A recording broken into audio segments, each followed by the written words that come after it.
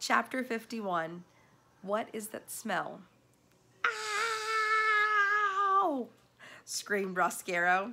He turned to look at where his tail had been, and as he did, Despero drew his needle and placed the sharp tip of it right where the rat's heart should be. "Don't move," said Despero. "I will kill you." Botticelli laughed from the sidelines. "Exactly." He slapped his tail on the floor in approval. "Absolutely delightful. Like a mouse is going to kill a rat. Oh, all of this is much better than I anticipated. I love it when mice come to the dungeon." "Let me see," said the other rats, pushing and shoving. "Stand back," Botticelli told them, still laughing. "Let the mouse do his work." Despero held the trembling needle against Roscaro's heart. The mouse knew that as a knight it was his duty to protect the princess, but would killing the rat really make the darkness go away? Despero bowed his head ever so slightly, and as he did so his whiskers brushed against the rat's nose. Roscaro sniffed. "What's that smell?" "Mousy blood," shouted one rat. "Blood and bones," shouted another. "You're smelling tears," said Botticelli. "Tears and thwarted love." "Exactly," said Roscaro. "And yet there's something else." He sniffed again, and the smell of soup crashed through his soul like a great wave, bringing with it the memory of light, the chandelier, the music, the laughter, everything, all the things that were not, would never, could never be available to him as a rat.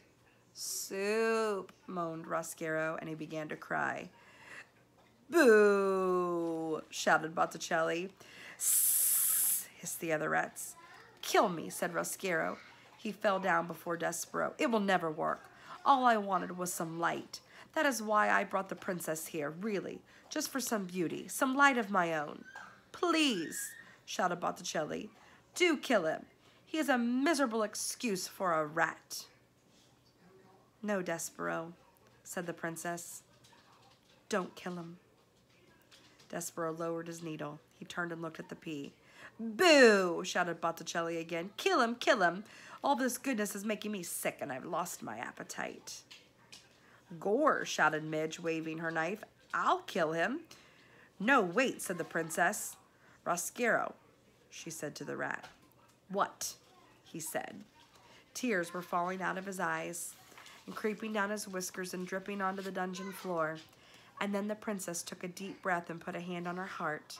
I think, reader, that she was feeling the same thing that Despero had felt when he was faced with his father begging him for forgiveness, that his pea was aware suddenly of how fragile her heart was and how much darkness was inside it, fighting always with the light. She did not like the rat. She would never like the rat, but she knew what she must do to save her own heart. And so here are the words that the princess spoke to her enemy. She said, "Roscaro, would you like some soup?" The rat sniffed. "Don't torment me," he said. "I promise you," said the princess, "that if you lead us out of here, I will get cook to make you some soup, and you can eat it in the banquet hall." "Speaking of eating," shouted one of the rats, "give us Mousy. Yeah, hand over the mouse." "Who would want him now?" said Botticelli. "The flavor of him will be ruined. All that forgiveness and goodness, blech. I, for one, am leaving." "Soup in the banquet hall?" Roscaro asked the princess. "Yes," said the pea. "Really?" "Truly, I promise." "Gore!" shouted Midge. "Soup is illegal." "But soup is good," said Despero. "Yes," said the pea, "isn't it?" The princess bent down before the mouse. "You are my knight," she said to him, "with a shining needle. And I am so glad that you found me. Let's go upstairs. Let's eat some soup." And reader, they did.